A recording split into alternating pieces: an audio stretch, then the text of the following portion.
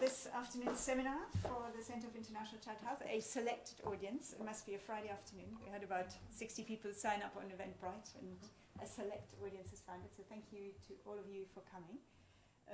This seminar is in collaboration with the Institute of Global Health Innovation, and Nikita and Joe are also here. And I've got a couple of slides just to ease you in before we get to the presentation. Now we'll hold it now.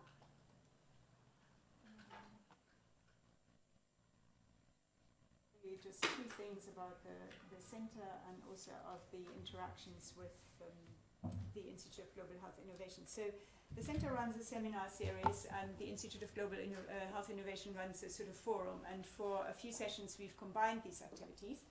And the IGHI has several sub-centers, which is, apart from the CICH, it has a Center for Health Policy, Robotic Surgery, Digestive Gut Health, Helix Center for Design, and the Wellcome Center and the Africa Center for Research and Engagement.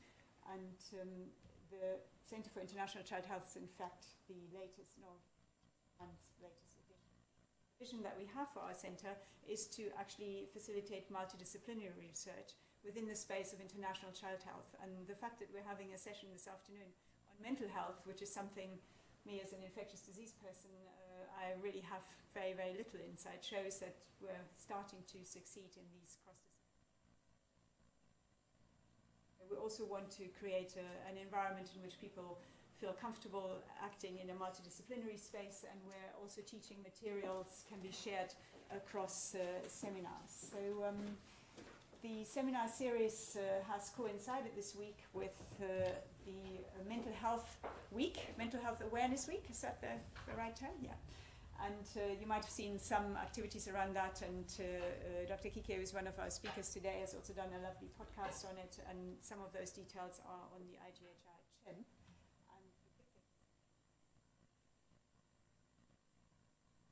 So today, it's my great pleasure to welcome the group from Professor Paul Ramchandani's team, who are working on child and adolescent mental health here at the college, and also still in Oxford. Is that right? You hold a little bit. Okay, so another interdisciplinary way of working.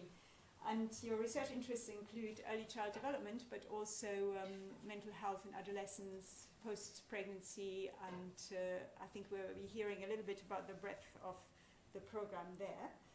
So Paul, if you would come and kick things off, that would be lovely. And the way it's going to be, usually the seminars have 3 talks, covering slightly different aspects, and we then have an opportunity to ask some questions right after each of those sessions, and then we'll have a little sort of panel discussion with additional talks more on the sort of generic space if you want, and then we'll have the drinks.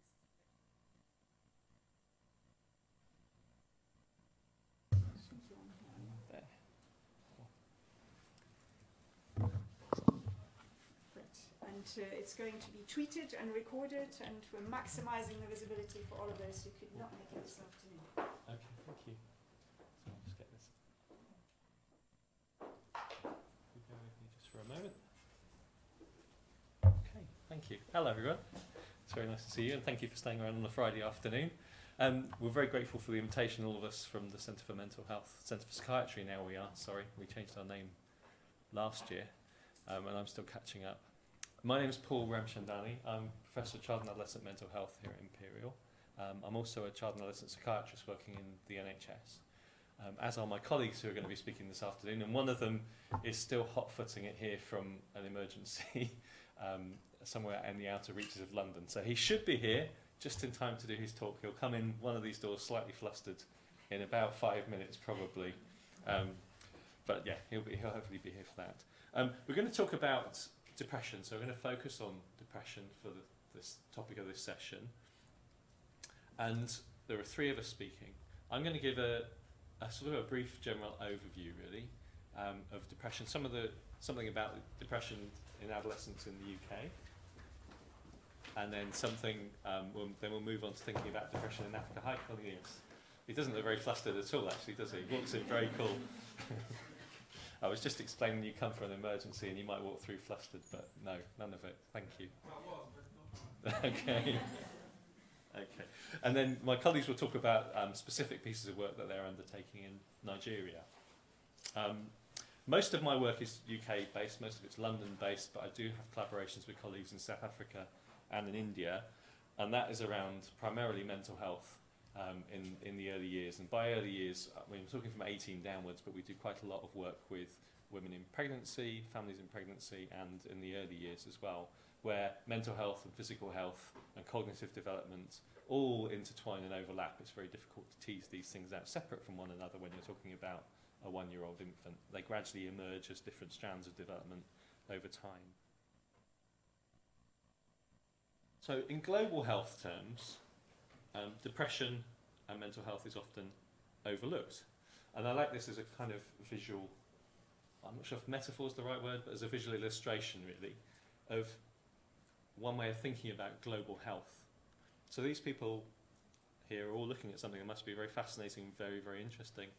And the focus of the global health community has been on infectious diseases and other big killers, and that's been right and proper. One thing we've traditionally missed until maybe 10 years ago, certainly more recently it's got more focus, is mental health and its impact on not only children and adolescents' development, but also health in general. And the impact of that is bigger than most people realise. And what we hope to show you this afternoon is some of the scale of that, but also some of the work that we're doing to try and start addressing some of that and some of those issues. So I'm going to cover briefly what depression is, or something of what depression is, a little bit about its global impact, and then depression across the lifespan. And then Cornelius is going to talk a bit about depression in adolescence and his work in Nigeria, and Kiki's going to talk about perinatal depression. And I'll try and link all that together a little bit for you at the start. So when we think about depression, depressive disorder is the kind of diagnostic term, but depression is the more commonly used name. We're talking about a disorder and a problem that affects somewhere in the region of 10%, 8-10% of the population. And it varies a little bit globally, but pretty consistent, really. It varies a little bit by age group, and I'll talk about that in a moment. But the core features of it are fairly well established. It's got a low mood, and loss of interest and loss of energy. Those are the three core features that we look at when we're looking at someone having depression. And we're looking at someone experiencing those symptoms most of the time, on most days, usually for at least a couple of weeks. The timing varies a little bit, but about a couple of weeks. So it's distinguished from the kind of bad days that we all have, and sometimes the bad runs of days that we all have. This is something that affects someone pervasively over a period of time, most of the time. There are lots and lots of associated features: sleep disturbance, irritability, appetite disturbance, poor concentration, low self-esteem. And it affects functioning is the other kind of key thing. It's sufficiently severe to affect functioning across most areas of life. And so it not only affects the person, it affects their relationships with a partner or otherwise. It can affect their children, relationships with children, and functioning of children as well. We're talking about something that can, like many severe illnesses, can reach out across families and across people that are around the person most affected. And I mentioned we're talking about 10%, 1 in 10 people, as a kind of prevalence. If we think about mental illness more generally, people are often surprised to see this when take WHO figures. In terms of overall disease burden, mental illness counts for about 30% of the disease burden of all illness and all disease. So this is a huge segment of... Okay, that maps out pretty similarly across Europe. Across the rest of the world it varies a lot. But we're talking nearly a third of the disease burden that we have in the UK and across Europe. And if we think now more specifically about depression and think about adolescence, again, WHO figures, depression is the third leading cause of illness and disability in adolescence as well. Effects in older adolescents, the prevalence rates are about the same as in adulthood. And suicide, which is a possible consequence of depression, is the third leading cause of death in older adolescents. And this is global figures, this isn't just in the UK. So globally, depression has a massive impact. Massive impact. We often think of it as lots of people anyway, when you think about depression, if we have experience of it, it's often experience of an adult having experienced depression. And it is a disorder of adulthood, it affects a lot of adults. But the origins of depression often go right back. And this is data from a study, longitudinal study conducted in New Zealand, Dunedin study, which was one of the first studies that followed people up from early childhood and followed them right the way through to adulthood. So a nice longitudinal prospective design. And they followed people through and they interviewed them all when they were 26, did psychiatric interviews. And those people with a psychiatric disorder, and this applies for depression, it also applies for most other psychiatric disorders. So this is thinking about the people who have a disorder at age 26, which is when depression is. Most of them, and this, if you look at the two, I'm not very good with colours when they're projected, these, if you take these two bits of the pie together, this is under 18. About 3/4 of those people with depression at 26 had experienced a psychiatric disorder before the age of 18. And about half of them, it was by the age of 15. So the origins of these psychiatric disorders that seem to, we think of as adult psychiatric disorders, are often there in terms of people actually having experienced psychiatric disorders before the age of 18, often before the age of 15. And this has been replicated subsequently in the US. This was the first kind of finding like this in the early 2000s. It's not only about early psychiatric illness as well, though, because the origins of many psychiatric illnesses lie with other things happening in childhood, and it won't surprise any of you that work with children in health settings, whether that's psychiatric or physical health, that childhood adversity is an important predictor of later disease. That goes for hypertension, high blood cardiac disease, diabetes, and it also goes for psychiatric disorder. And don't worry too much about the detail of the wording here. This is again WHO World Mental Health Survey, so this is global data. Childhood adversities as measured accounted for about 1/3 of adult psychiatric disorder. So this is stuff that happens in childhood that's following people through and impacting on their risk for disease in adulthood. And these are the kinds of things we're talking about when we're talking about early adversities. We're talking about interpersonal losses, parental illness and adversity, and that includes parental mental illness, childhood maltreatment, and then other poverty and other stresses, including severe illness in the child. So it's just really to emphasise that psychiatric disorders or mental illnesses that people often think of as disorders of adulthood often have their origins in childhood. Either that person may have had a disorder in childhood, or some of the risks that they've experienced in childhood increase their risk for adult mental illness. We're going to think a little bit, and this is just one slide, so this is just to show you, this is from a high-risk cohort in America, just showing the transition across adolescence. So I said to you about 10% in adulthood. This is a high-risk cohort, so the overall rates are higher in adulthood, but it's really just to show you the pattern and the picture.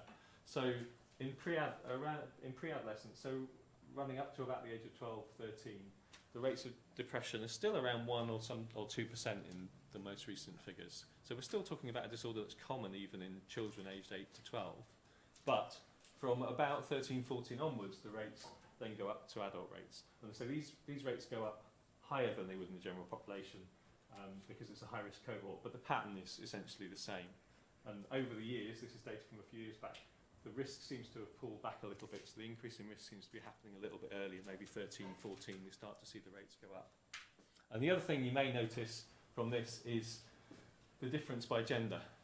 And again, although the overall figures are higher, this gender difference is still pretty similar. The rates of depression are broadly similar in pre-adolescent years, but through adolescence and then to adult life, you get this massive separation, and women are affected about twice as often as men in terms of depression rates.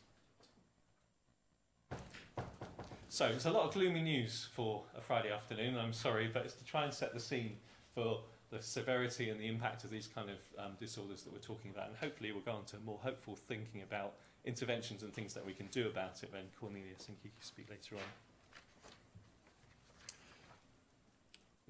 We're focusing mostly on the perinatal period in childhood and adolescence from now on when we think about depression and disorders.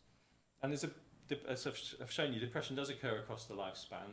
The rates increase through adolescence, but they are there in childhood.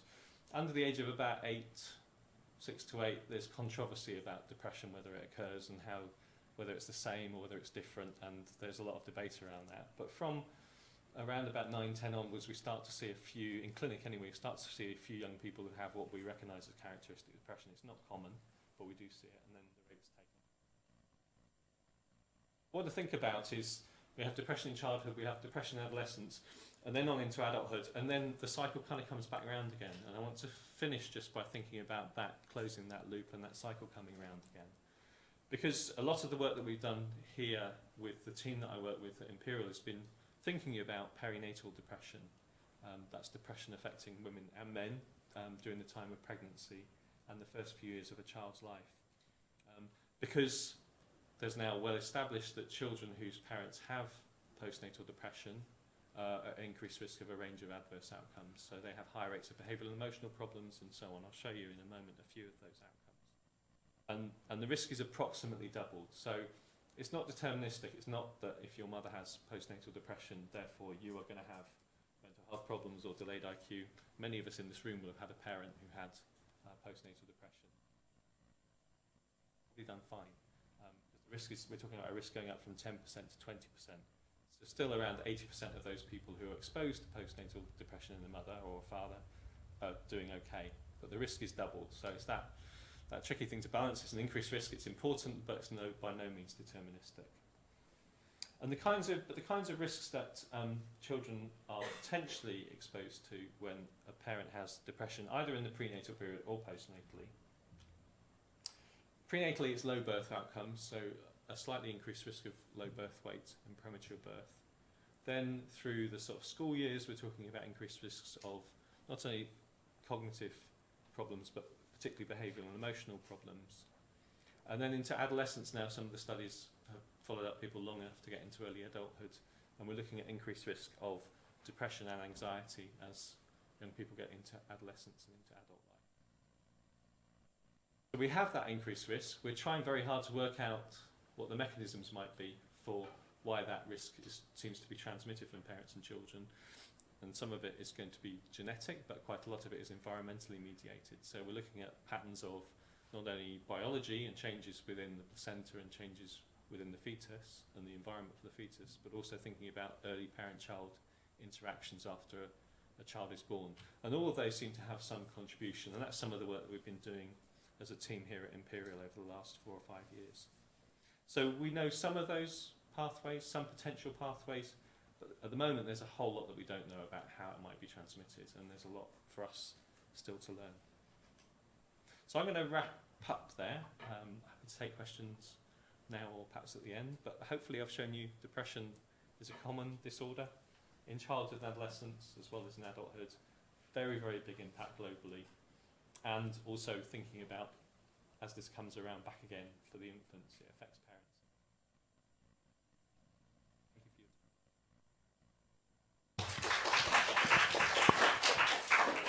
We'll take a couple of questions now if people want. Is there good data on variation across the globe?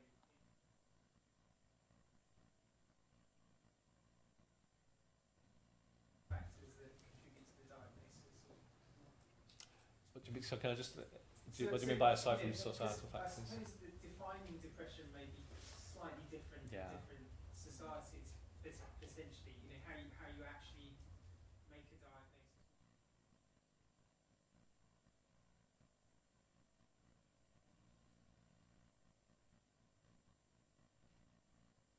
Yeah, so that's an interesting question, and I might leave some of that to my colleagues to answer a bit. So the data varies a lot country by country.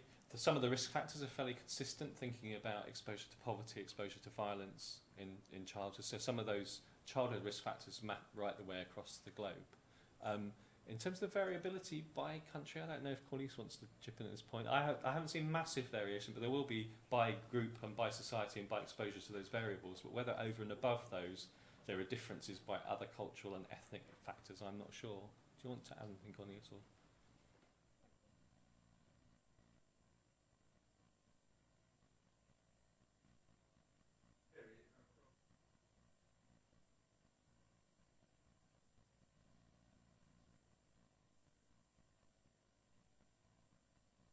Around 5%.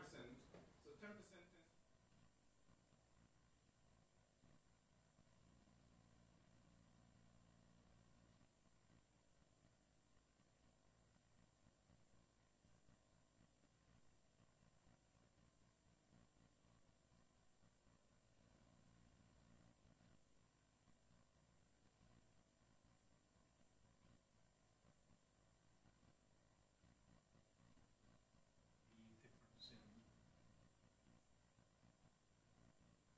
course you can. Yeah, that's a fairly consistent figure. Yeah, is that consistent? Yeah, it's pretty consistent, and it's really interesting the way it emerges during adolescence, because prior to adolescence. So there have been bits of work about why it is that rate goes up in young girls and young women, and trying to relate that to, is it related to changes in hormones that start to happen around that time? Is it related to age of menarche? And there seems to be, well, certainly in some of the data from Bristol, a kind of biphasic pattern whereby people who go through menarche early and those who go through it late seem to have an increased risk of depression, so it may be related to age of menarche. But that doesn't explain the doubling of risk. So some of it is, again, possibly related to the social factors that I listed up there, and degrees of social support and degrees, places within society and roles within society. So you see some changes depending on patterns of who goes to work and who's out of work, who's the main breadwinner, who's at home, who is socially isolated, who has access to the world. But there's a whole lot of other factors in there as well, which I can't pretend to disentangle. We're quite a small group, so it would be quite sweet if people could just briefly say their name and which department they come from. It gives us an idea about, what sort of crowd we attract to therapists from. Lady over there who has a question.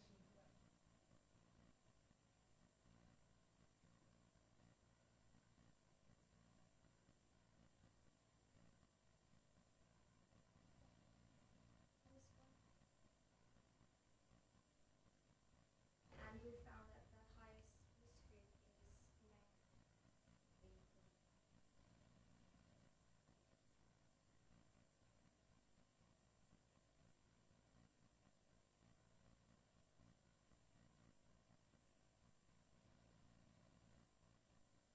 So the patterns of depression don't change. That gender difference in depression doesn't change, but that finding for suicide is really consistent and has been there. Suicidal behaviour in terms of self-harm is a little bit different. Characteristically, the highest risks, the high kind of risk factors for suicide tend to be some occupations.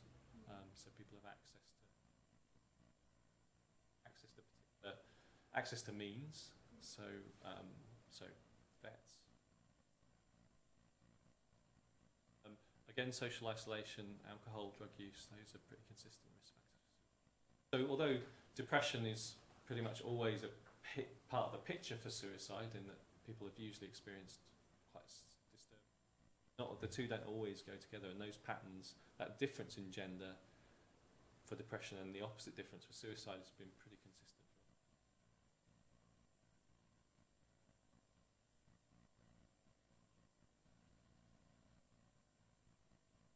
Yeah, there is a gender difference. You just had a question as well? Yeah. Thank you. I'm a student from Master of Public Health, and I have a question related to this too.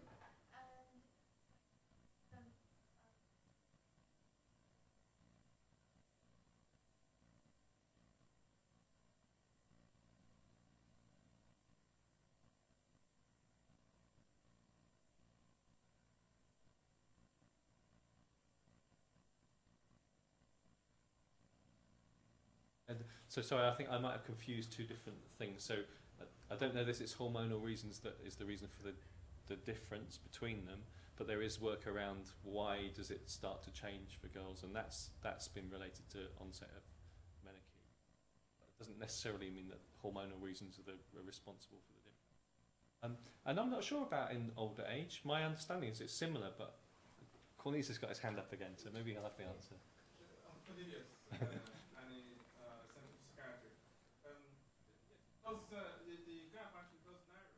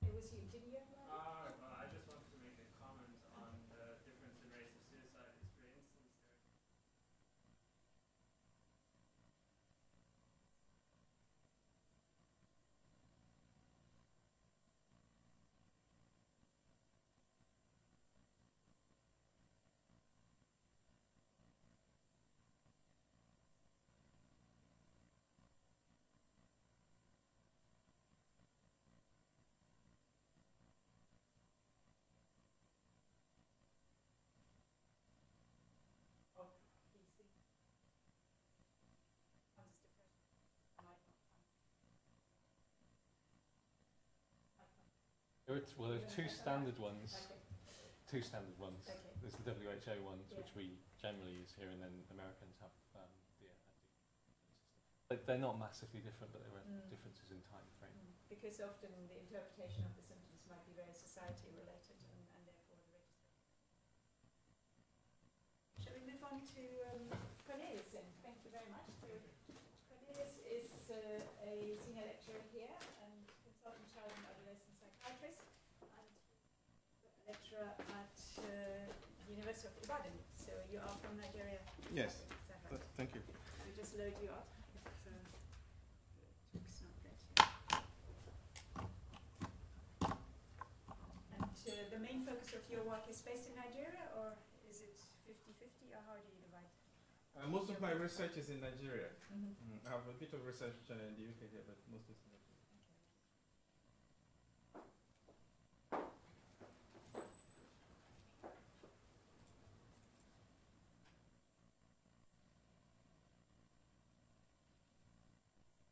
Thank you. So once again, apologies for running late. I got caught with an emergency at work.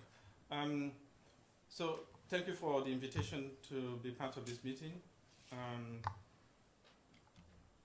So I want to start by talking about the burden of depression, which is a bit of an extension to the conversation we had with Paul during Paul's presentation, but narrowing it to Nigeria. So Nigeria is the most populous country in Africa. So 1 in 10 Africans is a Nigerian. And as is the case with most developing countries, the population is also young. So 10 to 19-year-olds make up a quarter of the population.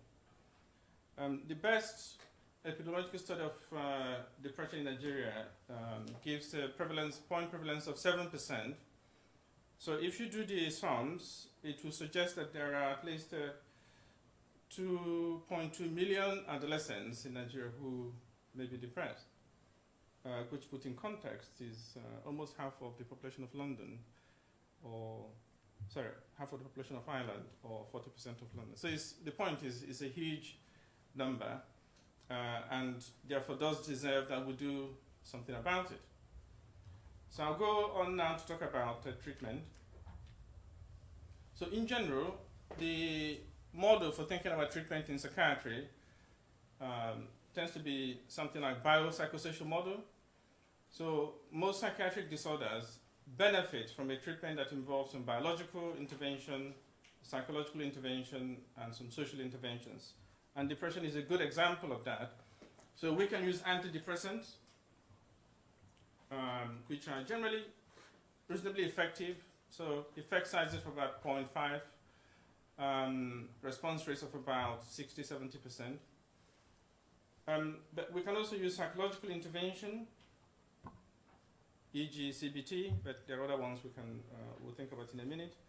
And it's usually important, especially in children, that we think about the social intervention, because many of the children we see who are depressed might have a reason for being depressed. So they may be bullied in school, or they may be being abused at home, or over social media.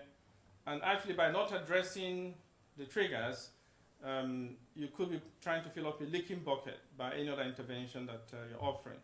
So addressing the social elements that play into the depression often is part of the treatment strategy. But let's focus on psychological interventions. And there are, in general, 3 good evidence-based interventions, psychological interventions for depression. CBT being the most well-researched. But interpersonal psychotherapy has some good evidence as well. And family therapy, particularly where the reason for the depression might have to do with some adverse family relationships. I'm going to talk about CBT in detail because that is the most researched of those 3, and that's the one we've been doing some work with in Nigeria. So CBT, briefly, is based on the principle that the way we think affects how we feel, and how we feel affects how we behave. And to illustrate this, if you look at this scenario here, So you got two brothers. They're at home close to midnight on New Year's Eve in Baghdad. Then there's a loud bang outside their house. They both hear it. At that point, they don't know what it's about.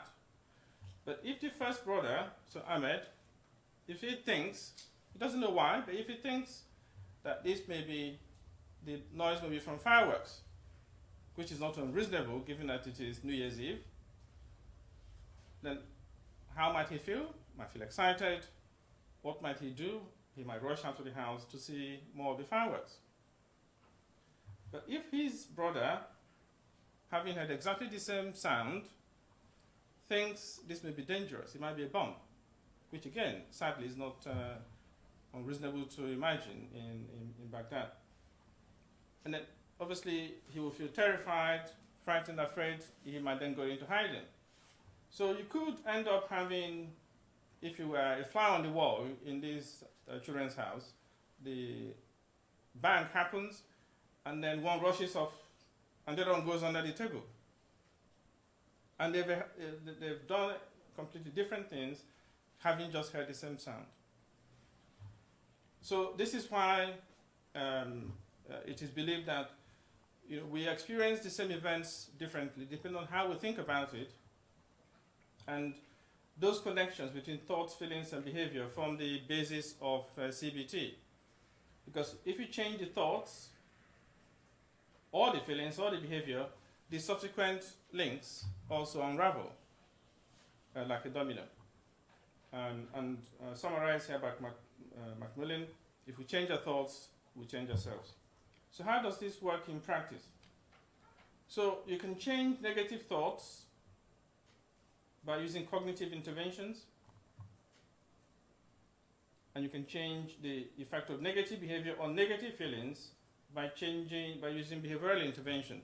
So for example, if someone is depressed, which is a negative feeling, but in fact you get them to engage in pleasant activities, which is a behavior, we know they start to feel better in their mood. And that's the basis for activity scheduling, which is one of the psychological interventions for depression. Equally, you can change negative thoughts using behavioral experiments to disconfirm a negative thought the person might be expecting. We can do an experiment that shows that that thought actually doesn't come to be the case. So CBT, the principle is logical, and the evidence base is also very good. However, the evidence is almost entirely, until recently, from high-income countries, usually United States and the United Kingdom. So it begs the question, does CBT or could CBT work in a low and middle-income country? And it's not an unreasonable question to ask, I think, because if you think about the huge differences between high-income countries and low-income countries, you might begin to think, might it actually work? So we'll just look at some of those differences that have to beg this question. So the first obvious one is differences in resources. So this is data from the World Health Atlas 2014, looking at overall mental health personnel in different regions of the WHO. So if you look at the African region, so we've got 1.4 to 100,000 personnel, so mental personnel of any kind. And if you compare that to Europe, it's nearly 50 per 100,000. So the model of CBT delivery in the UK, for example, is typically one-to-one sessions with the therapist being a fairly skilled clinician, usually a clinical psychologist. Now, you couldn't run such a model in Africa because you just haven't got the personnel. The other big difference, of course, is language. So CBT was developed in English, and obviously English is spoken widely all over the world, but in local languages, in many rural locations in low-income countries, English may not be spoken, or versions of English which you wouldn't recognize as English may be spoken. So in Nigeria, for example, we have what is called Pidgin English. So if I wanted to ask you, how are you, in Pidgin English, I would say, "How you there?" That doesn't quite sound the same as "How are you?" And in some cultures, actually, those distinctions between thoughts and feelings are not, the vernacular is not very clear in some cultures or in some local languages. So some adaptations have to be done in that sense in respect to language. The other difference is culture. So big cultural differences between high-income countries and low-income countries. So in high-income countries like the UK, people are individually oriented, whereas we have people still tend to be within extended families and into groups, group-oriented in low-income countries. This bit here is really important, the expectations of the patient versus the therapist in terms of the therapeutic relationship. So CBT is typically, in a high-income country like the UK, described as, so if I'm seeing a patient for CBT, I might introduce it as a journey of discovery where we work together in collaboration, and that would be typical. But if I were to be having the same conversation with a patient in Nigeria, they expect me to tell them what to do because they look at me as an expert. And if I start to have a conversation about collaboration to solve the problem, that may be seen as lack of expertise.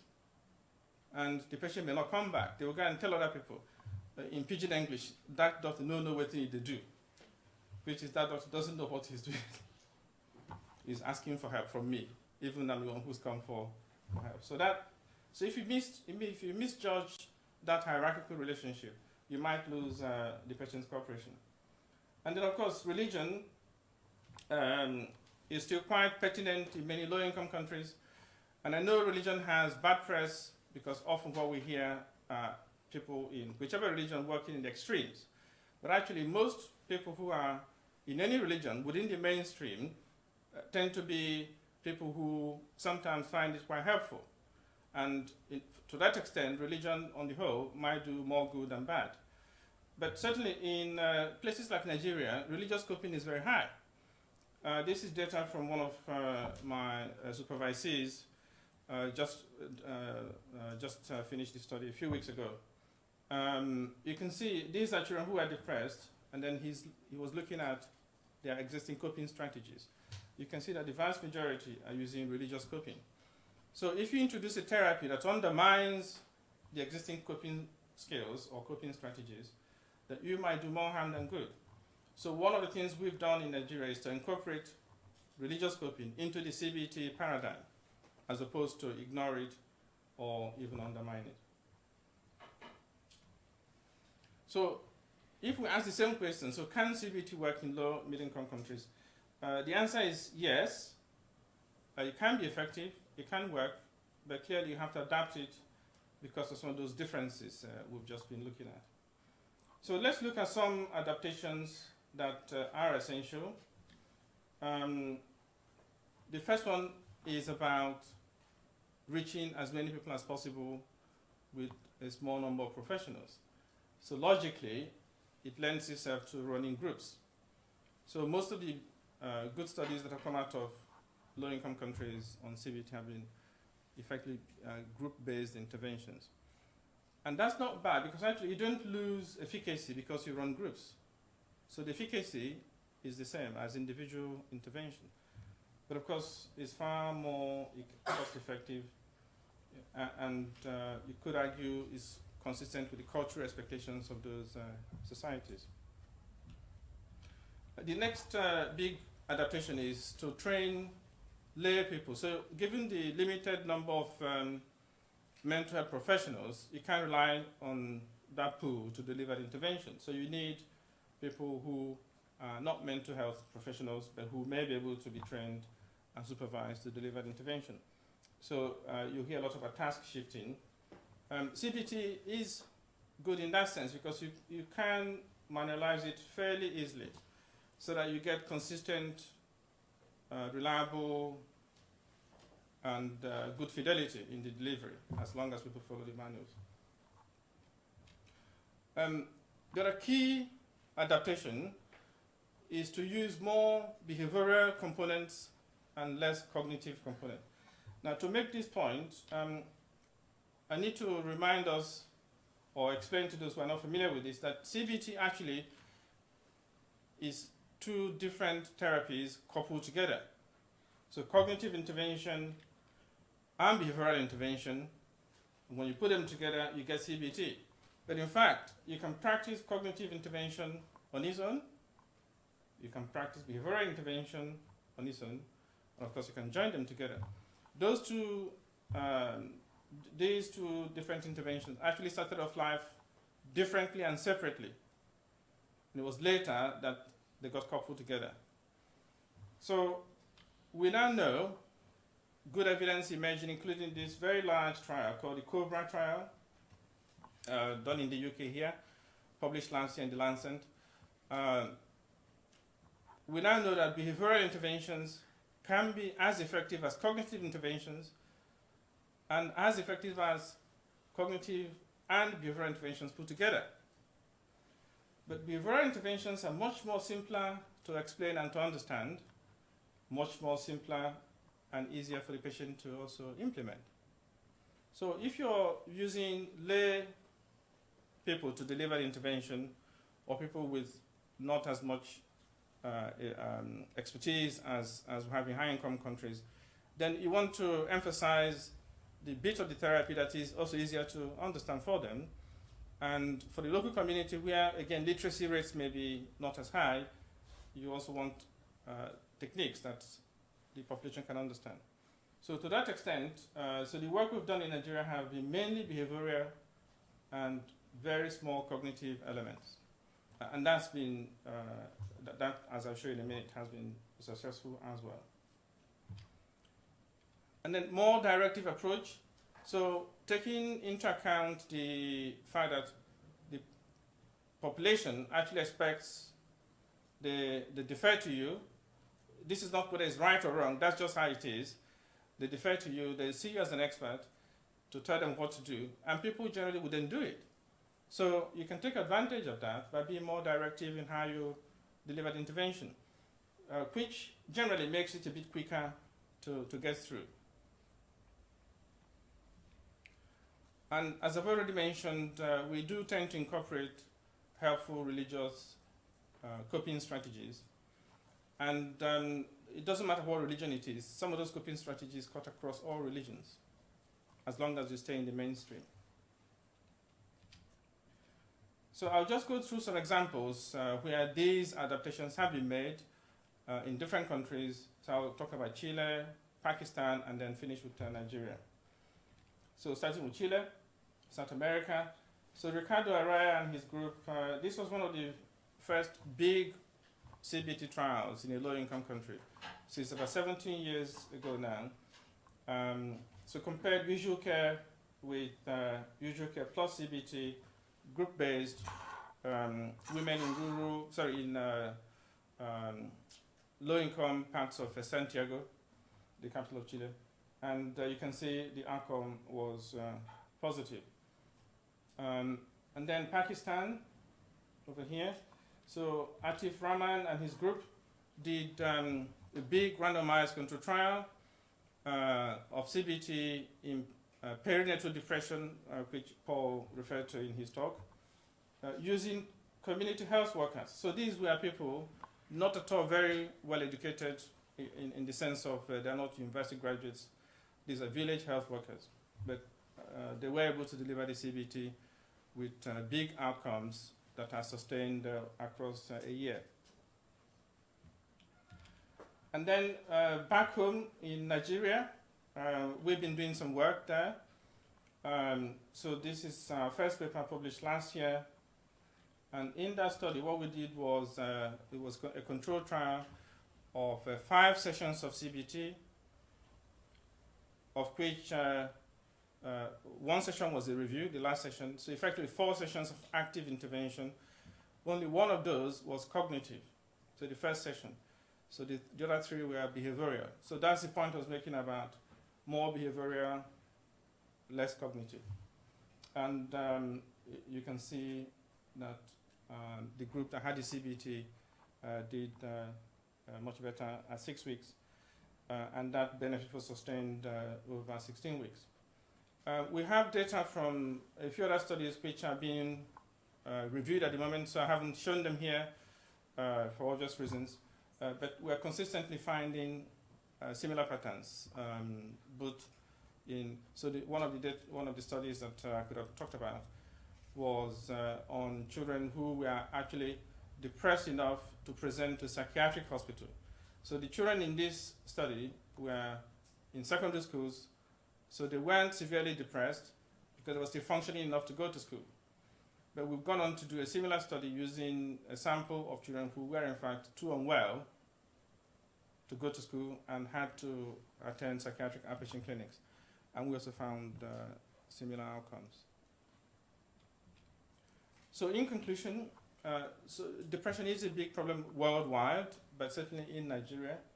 And CBT as a psychological intervention is now well established in many countries, and the evidence is emerging gradually that it does work in low-income countries like Nigeria, as long as you adapt it appropriately. But we are early days in terms of addressing the issues of depression and psychological intervention, because there are big questions that we still need to deal with. So, for example, how do we make it more accessible? So, who else can you elicit to deliver the intervention? We're thinking about using teachers, for example, to run the groups in their own schools. And then we've got some particularly challenging subgroups. So with the pediatric audience, sickle cell may be one that might be of interest to you. So Nigeria, again, by virtue of being the most populous black country, so you may be familiar that sickle cell is more common amongst people of black African origin. It does have a high prevalence of sickle cell, the highest in the world, in fact. And some work has been done looking at mental disorders in that group. And consistently, about a third of them will come out with an emotional disorder if you assess them. So we've done some initial work around CBT and psychoeducation in that group, and the results are looking good. But there's a lot more to do. So thank you.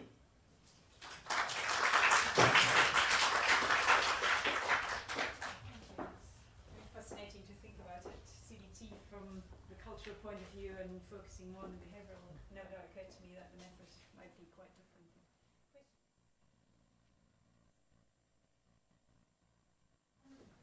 So you were talking about CBT within cultural, religious.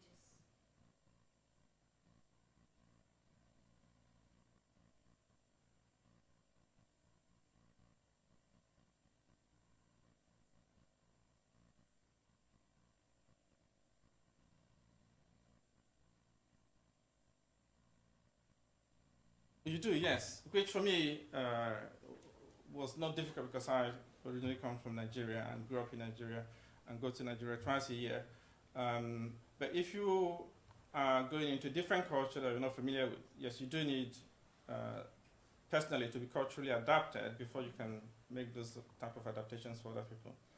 But the the religious coping that we incorporate are individualized. So if you were a Muslim, the cognitive intervention phase will encourage you to identify coping self-talk, for example, and then we will say, and there's no limitation to how far you can go in finding a coping self-talk. So people then generally often spontaneously come up with a religious-based coping self-talk. So instead of ignoring it or asking them to try again, we just run with that. So for that individual, it works for them, and in fact, sometimes it cuts across religions. So there's one common example that came up in that study was not so much religion, but many of the children came up with, however dark the night is, the sunlight will eventually come out.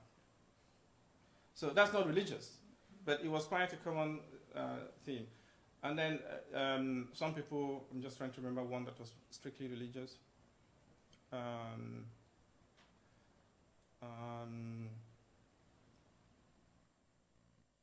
can't think of one that was purely religious. but there were some. But some were general, and things that culturally people might otherwise say. But the point is, if it encourages that person, then why not?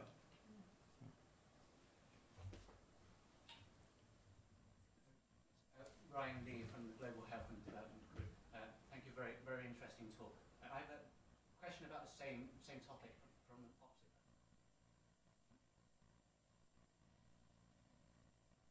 One of the features of depression.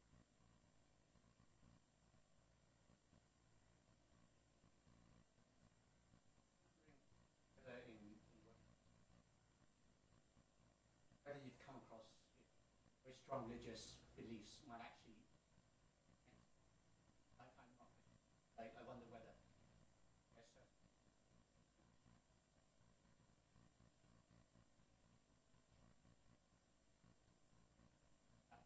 Yeah. How do you deal with that in conflict with the idea of changing negative thoughts? Yes, absolutely. It's not just in Nigeria. We see that, I certainly see that in my clinic here.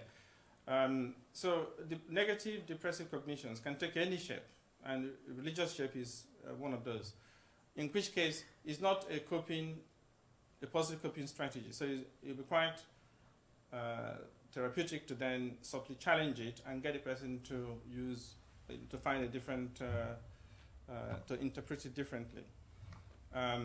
So yes, so it can be problematic. The other area where it can be a big problem is OCD, obsessive compulsive disorder. I sometimes see people who have obsessions that are blasphemous in terms of religion, and they've become very guilty and distressed, and sometimes become depressed about it. So sometimes psychoeducation, helping them to understand that this is part of the illness as opposed to something that they are personally responsible for, might be enough. But sometimes actual active cognitive restructuring might be required. Yeah. But the point I was making is that if the religious coping is positive, then we build on that. Because if it's not positive, we'll try and restructure it. Hey, my name is Obira. From your name, it sounds like you're Nigerian. Yes, I am. So I totally relate with what you talked about and what you presented. And I want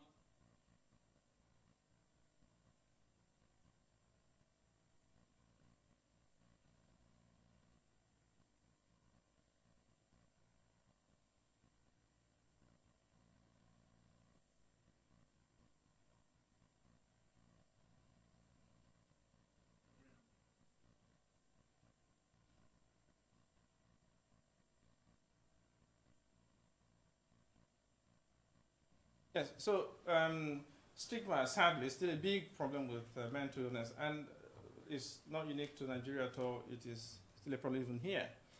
And being seen to go to a psychiatric hospital is quite stigmatizing, certainly in Nigeria. So if people, despite that, make themselves go, then chances are they're really very unwell. Often they've tried other things, been to traditional healers and so on and so forth, and things haven't changed.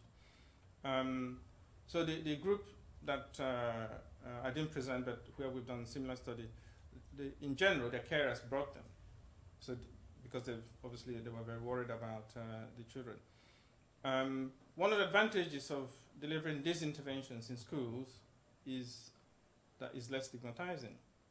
So in fact, as part of that original study, we did a separate study asking the students where ideally, if they had a problem of this kind, they would want to have interventions.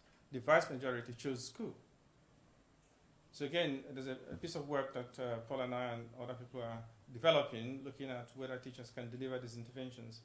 One of the justifications, again, is because being in school makes it a bit more normative and less stigmatizing. Sorry. I started psychiatry training. I just wanted to know.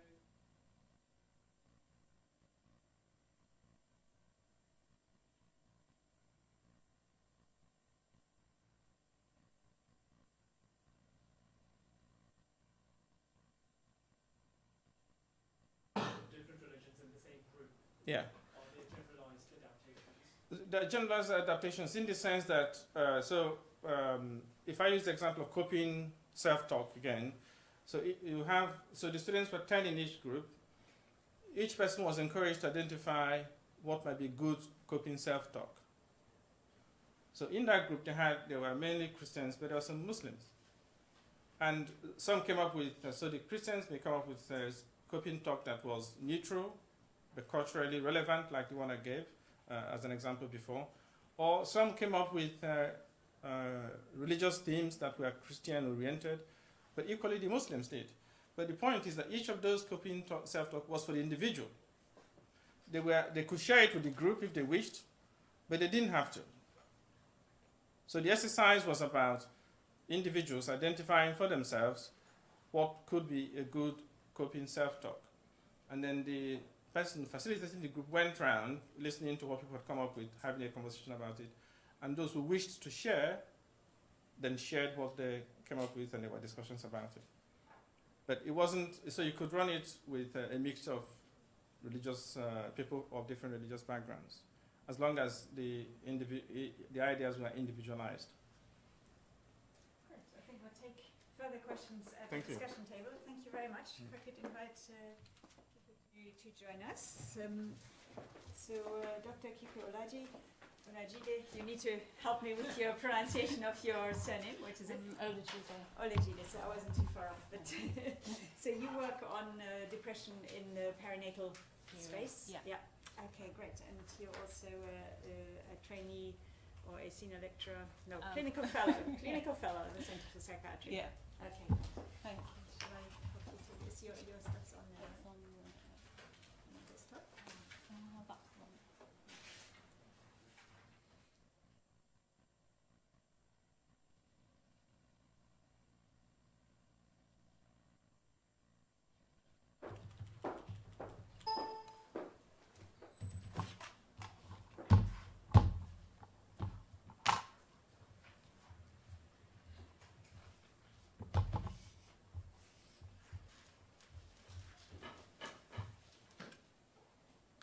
Okay, so thank you everyone. My name is Kiki Olajide and I'm a clinical research fellow at the Centre for Psychiatry. And today I'm going to be talking to you about the development of a psychological intervention for mothers with perinatal depression in Nigeria. What I really wanted to do with this project was create an intervention that helps mums, but something that would be effective and culturally appropriate for Nigeria, and also something that would be sustainable. So today I'm going to just talk you through the sort of the Nigerian setting in which the intervention is. And I'll talk to you about the qualitative project in Nigeria as well.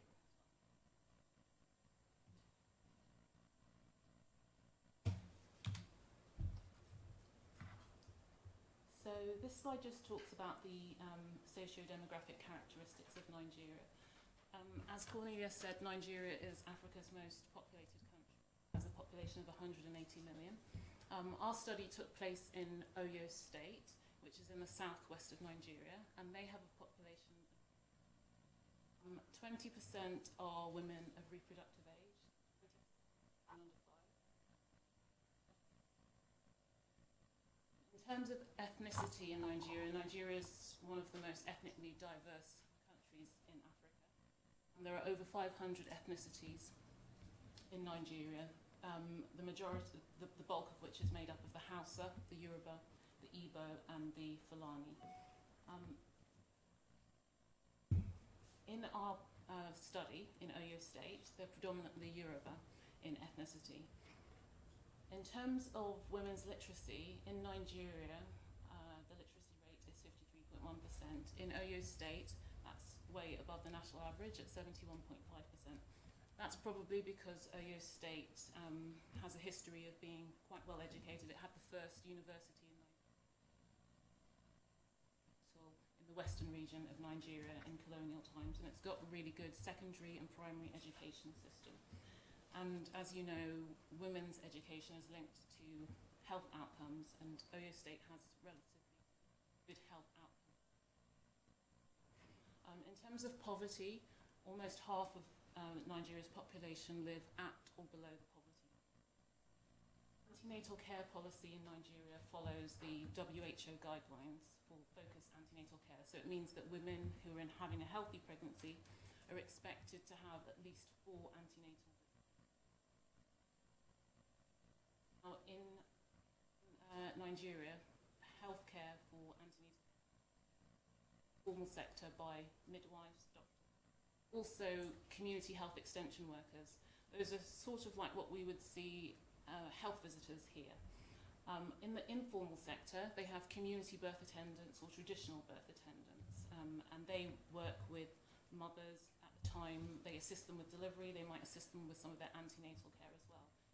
Community birth attendants tend to be women who don't have any formal healthcare qualifications. They're normally mums, and they serve the communities that they come from. In terms of maternal and child health indicators, Nigeria fares pretty poorly. So infant mortality rate is in the top 11, so the top, one of the worst places in the world, 71.2. Top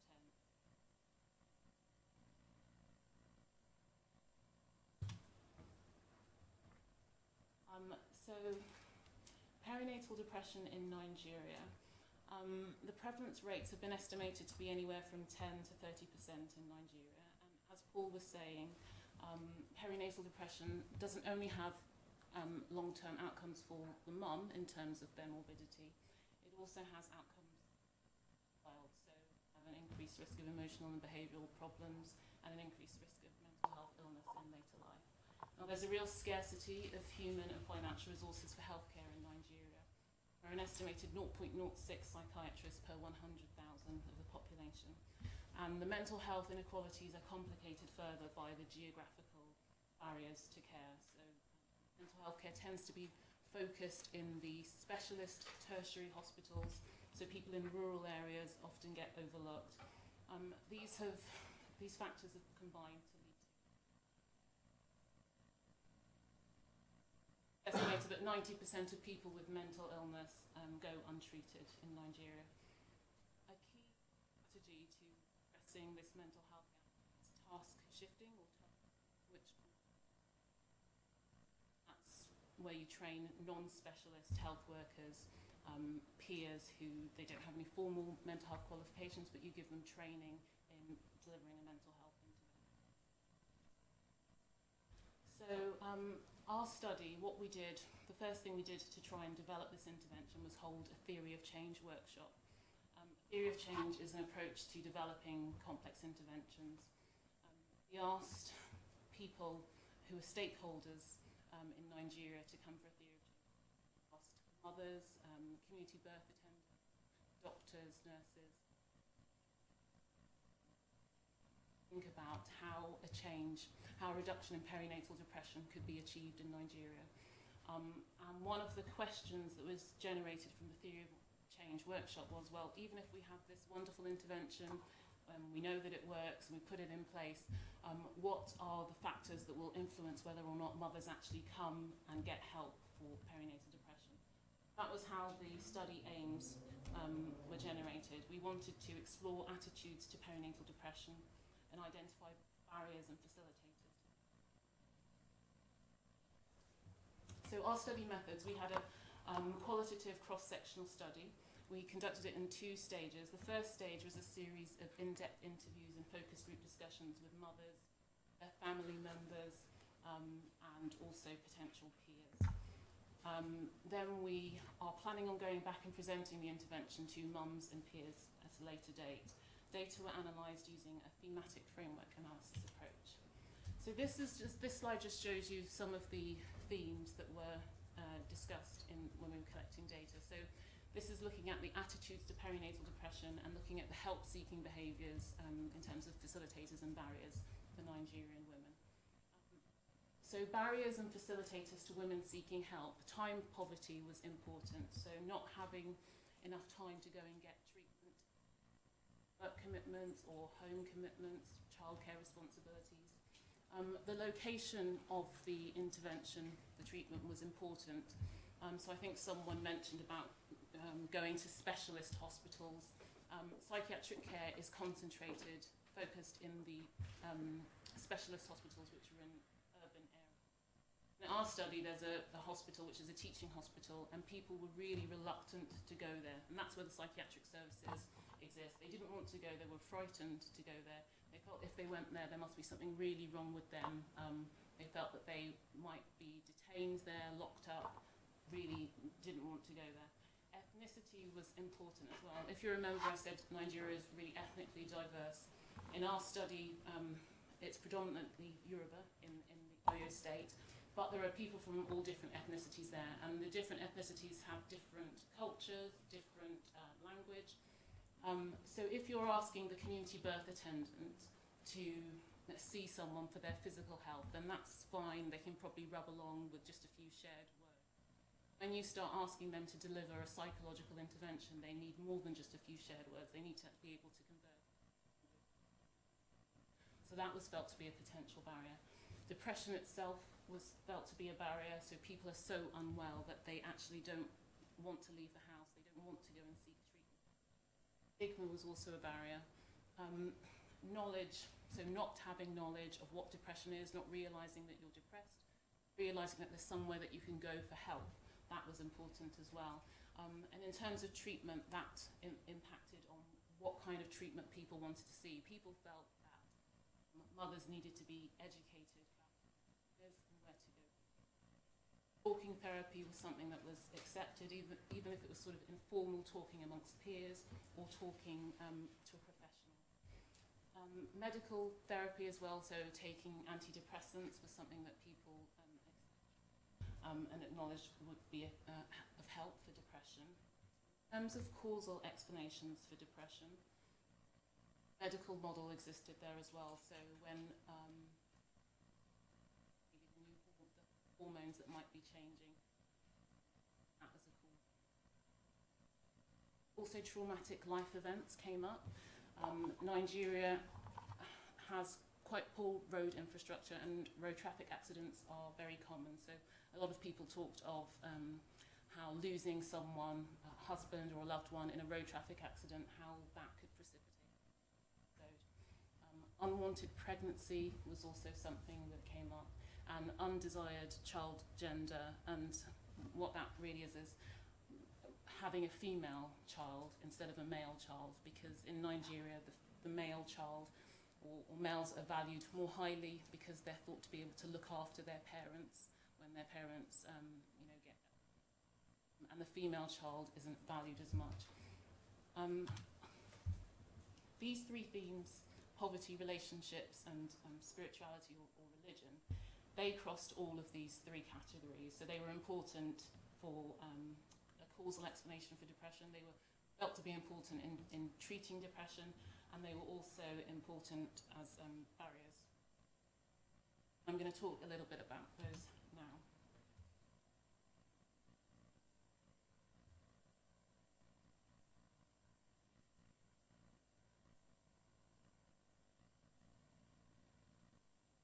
So poverty, and what I mean by poverty, I don't just mean not having money, but not having the things that money affords, so not being able to clothe your family, not feed them, not having a home for them, having a lack of opportunity in terms of education, employment, that was very important. And as you'll remember, I spoke to you a bit about how half of Nigeria's population live at or below the poverty line, so wasn't that surprising that that came up as an important theme? Had stories of mothers who had a new baby and go outside firewood the following day to boil half the new baby. We have mothers who have had a new baby and then within a week back and go back out to work. That's having a new baby in itself, but if you're expected to be the sole financial provider in your family, that could really cause stress for them. One person said, medical treatment would motivate my wife to look for help. Sorry, free medical treatment would motivate my wife to look for help. If she's not paying anything, that will really motivate her. Even me as a husband, that would motivate me to carry her there immediately because I know I won't pay. The best treatment is just to assist her financially. Even when you ask her, there's no way she won't as a cause of her depression. There are some women out there, when you assist them financially, they will not make good use of the money. Will continue. You can help you as to count and ask them, what business do you know in your life? So here you can see someone sort of talking about money as causing depression, and also poverty is preventing someone from seeking help. So if the treatment isn't free, then they're probably not going to go. And also how addressing that poverty is important. So not just giving people money, but making sure that they've got skills to look after themselves. And yeah, obviously making sure that the treatment is free. Relationships are very important in African cultures. So in Nigeria, when a new baby is born, it's often the mother-in-law that will come and stay with the family, particularly in the Yoruba culture. Mother-in-law can stay for weeks. And that was a source of stress for some mothers. There was also conflict between the mum and the husband being a precipitating factor for depression. And it's quite different to what we would see here, because here we see sort of a lack of relationships as causing depression, you know, being socially isolated, that causes depression. That concept wasn't really recognised that much in Nigeria, in our study, because people don't tend to live alone. They've got their extended family. They don't tend to be alone that much. If anything, it's that you're around people too much and that there's a conflict generated from that. So we had one person that said, if we want them to come for treatment, it's their husbands that we would call, not the mothers themselves.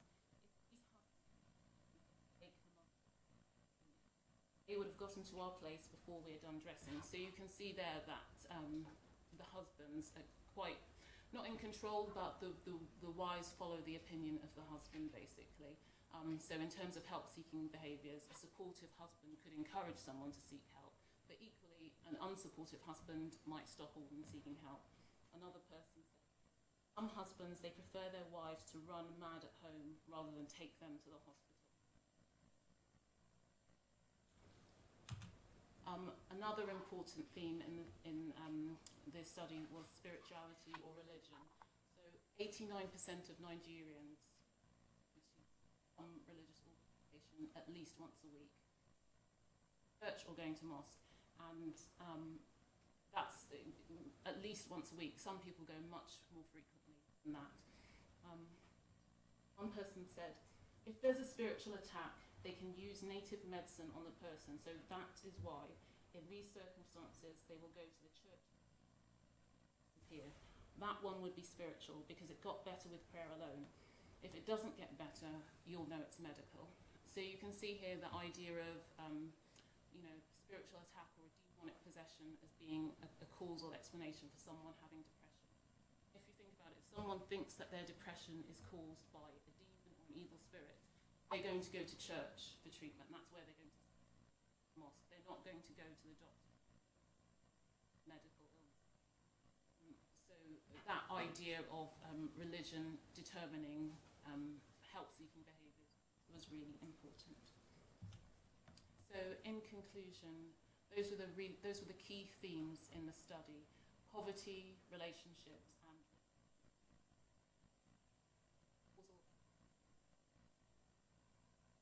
felt to be important. They felt to like the impact and help. Now, the intervention package that we're developing.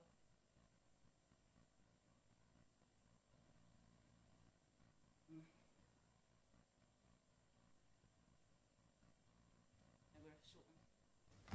Thank you very much.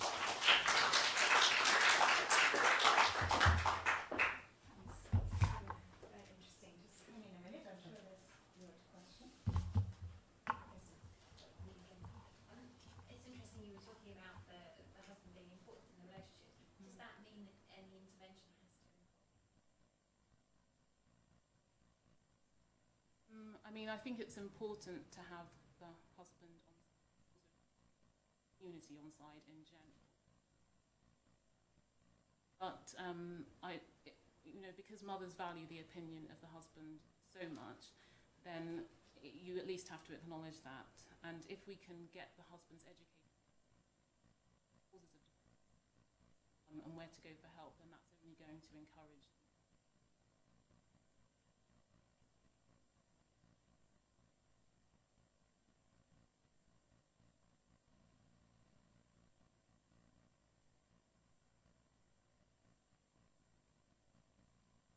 Knowing what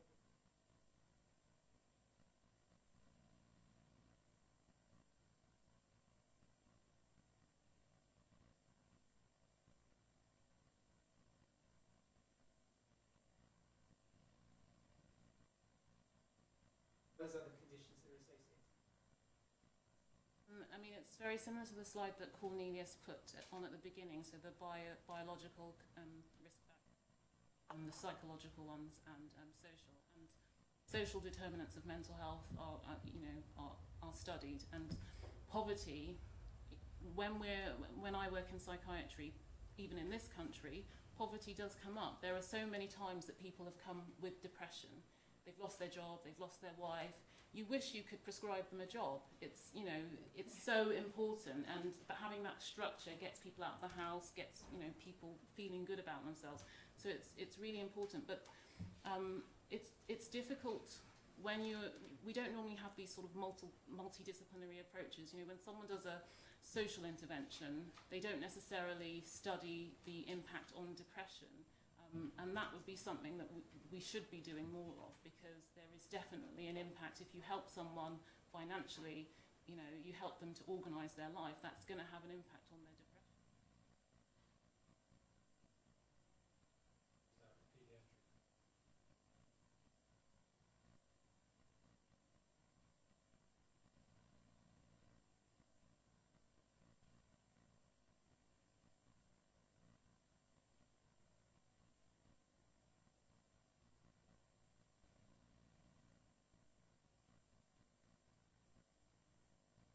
It came up in terms of having time to go and seek help, so that someone had work commitments or they have family commitments at home, and they're in charge, they have sole responsibility of the kids or whatever. It did come up in terms of being a barrier to someone seeking help, yeah, definitely. And is the structure?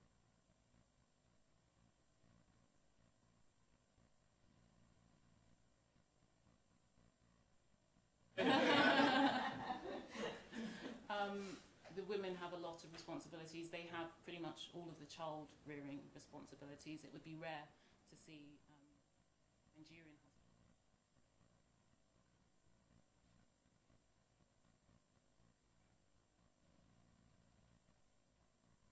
One of your slides showed the number.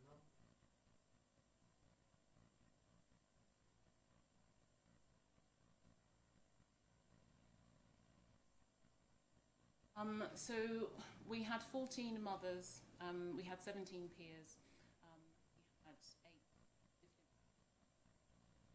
and we used purposive sampling. So we started off with the community birth attendants, and then we asked community birth attendants to recommend women who might take part in the study, and the mothers selected their significant.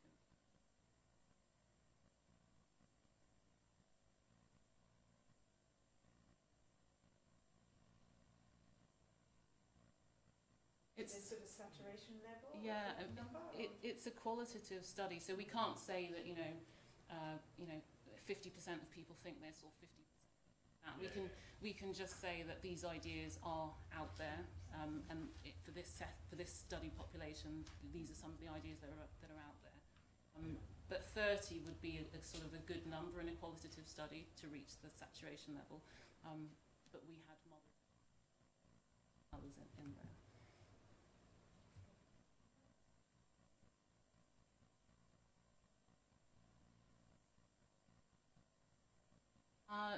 No, we haven't finished yet, so we're going back to present the intervention to the early stuff.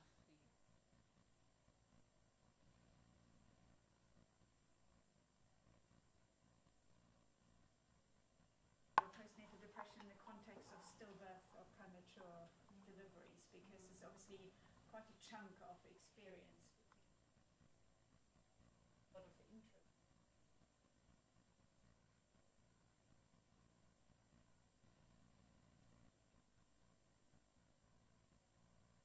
There's a space there in which some of the